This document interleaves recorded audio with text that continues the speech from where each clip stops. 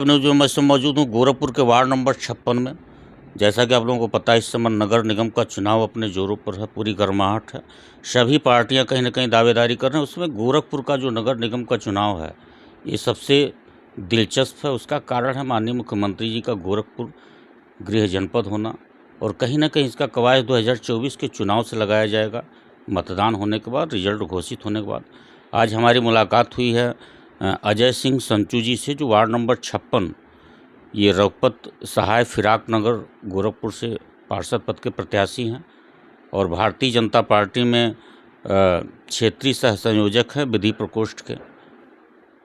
नेताजी से हमारी बहुत सारी बातें होंगी, कुछ विकास के मुद्दों पर बात होगी, कुछ इनकी सोच से लेकर बात होगी, कुछ इनकी अपील को लेकर बात होगी। आप बने रहिए पब्लिक लाइव न्यूज़ के साथ। धन्यवाद सर, आपने समय दिया।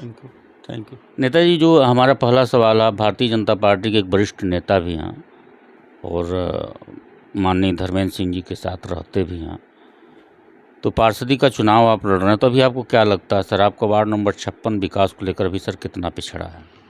हमारा वार्ड नंबर 56 बहुत पिछड़ा हुआ है, क्योंकि यहाँ 15 साल से भारतीय जनता पार्टी का पार्षद नहीं रहा है और ऐसे व्यक्ति पार्षद है जो कि जनता से कोई सरोकार है नहीं। कभी गलियों में दिखाई नहीं देते हैं, कभी सफाई पे, स्वास्थ्य पे, कभी किसी सामाजिक समारोह में कोई कार्यक्रम में नहीं रहते हैं, कभी दिखाई दे। हाँ, चुनाव के समय जरूर आ जाते हैं, दारू और गोश्त बंटवाने का काम करते हैं, आम जनता का वोट लेने का काम करते हैं। सिर्फ पैसे के बदौलत वह चुनाव जीतते हैं। तो क्या लग रहा है सर, अब की बार उनका पैसा काम करेगा कि नहीं करेगा? नहीं, अब की बार पैसा तो काम नहीं करेगा। जनता समझ चुकी है उनको, पैसा कोई मुद्दा नहीं रहेगा उनके लिए। पैसा कितना हो खर्च कर लेंगे, लेकिन अब की भारतीय जनता पार्टी का ही पार्षद यहाँ होगा, क्योंकि मोदी जी, योगी जी ने इतना काम किया है, या स्वास्थ्य पे काम किया, शिक्षा पे काम किया है। आने वाले दिनों में जो कोरोना आया था उसमें राशन वितरण में ज़्यादा काम किया है। उस आधार पे हमें विश्वास है कि यहाँ जनता भारतीय जनता पार्टी के साथ रहेगी और दारू और गोशत वालों ने कोई मिला सर, जल जमाव की बड़ी कठिन समस्या है आपके वार्ड में, क्या है? हमारे वार्ड में भी जल जमाव की समस्या है, लेकिन उसका हमारे पार्षद जी 15 साल से कभी पैरवी नहीं किए हैं। अभी देखिएगा काली मंदिर दाऊदपुर के पीछे जो नाला बना हुआ है, और जो दाऊदपुर चौराहे से सीवर जाता है, वह सीवर नीचे है और वह नाला ऊपर हो गया। सिल्ट है, सिल्ट की कभी सफाई नहीं हुई। कोई नगर निगम में जाके यह अपील भी नहीं करते हैं। जनता के कामों से इनको कोई सरोकार ही नहीं है।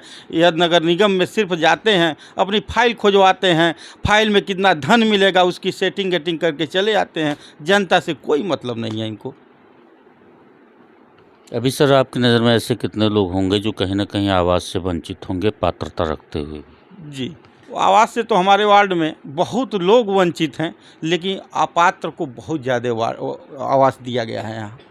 उसकी सूची भी हम लोग बनवाए हैं, चूँकि इनके परिवार में भी आवास गया, माननीय पार्षद जी के परिवार में भी आवास गया, उनका ड्राइवर तक आवास पाया। लेकिन कितने लोग आवास का पैसा ले लिए, आवास बनाए नहीं, मौके पर आवास है ही नहीं, उसकी जाँच चल रही है। ये भी सुनने में आता है सर, कई जगह जो है आवास के नाम पे बहुत पैसा लिया गया इस वार्ड में। हाँ, हमारे ही वार्ड में लिया गया है, पैसा लिया गया हमारी पार्षद जी के द्वारा। तमाम मामले मुद्दे हैं यहाँ। लोगों से, गरीबों से पैसा एडवांस लिया जाता है।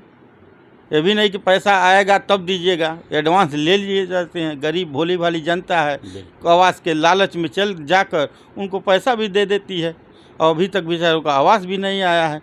यहाँ पात्र तो छोड़िए, पात्र की मतलब कम लोगों को मिला, अपात्रों को ज़्यादा मिला है आवास। इसका सर्वे चल रहा है, इसका जांच चल रही है, और तमाम तहसील में भी गया है। क्यों, तहसील में भी गया है, यहाँ का जांच वसूली के लिए गया है, और सारे उनके करीबी लोग हैं। अभी हमारे समाज घर में एक नंदनी है, टीबी मरीज से पीड़ित है। उसका समझिए कट्टन में रहते, कट्टन भी नहीं कहा जाएगा, झोपड़ी टाइप में बना के रहते हैं सब। अभी हम लोग उसको शासन प्रशासन से एक हम लोग गोद लेकर, भाजपा वाले गोद लिए हैं। डॉक्टर धर्मेंद्र सिंह जी आए थे, क्षेत्रीय अध्यक्ष, जो कि व्यवस्था हर महीने हम लोग करेंगे। उसका भी आवास नहीं है, उस बेचारे गरीब का आवास भी नहीं है। और वो लिस्ट में भी नहीं है कि कहीं लिस्ट में हो कि उसको भविष्य में आवास पा जाए। उसकी तैयारी हम लोग करा रहे हैं कि कम से कम पात्रों की लिस्ट बन जाए और आने वाले हम लोग पार्षद होते हैं तो सिर्फ पात्र को ही आवास दिया जाए, यह हम लोगों का उद्देश्य है। सर अभी तो चुनाव होना बाकी है, तो जनता तय करेगी कौन जीतेगा, कौन हारेगा, कौन पार्षद बनेगा। अगर आप चुनाव जीतते हैं तो आपकी प्राथमिकता क्या होगी विकास को लेकर? प्राथमिकता तो पहले हमारी जल निकासी की होगी, जो कि आने वाले समय में बरसात के मौसम में हमारा पूरा वार्ड डूब जाता है, घुटने भर से ऊपर पानी लगता है। पहली प्राथमिकता तो मेरी वो होगी। दूसरी प्राथमिकता हमारी स्वास्थ्य और शिक्षा पे मेन जोर दिया जाएगा कि आने वाला भविष्य हमारा गड़बड़ ना हो, हमारा आने वाला भविष्य सही हो जाए।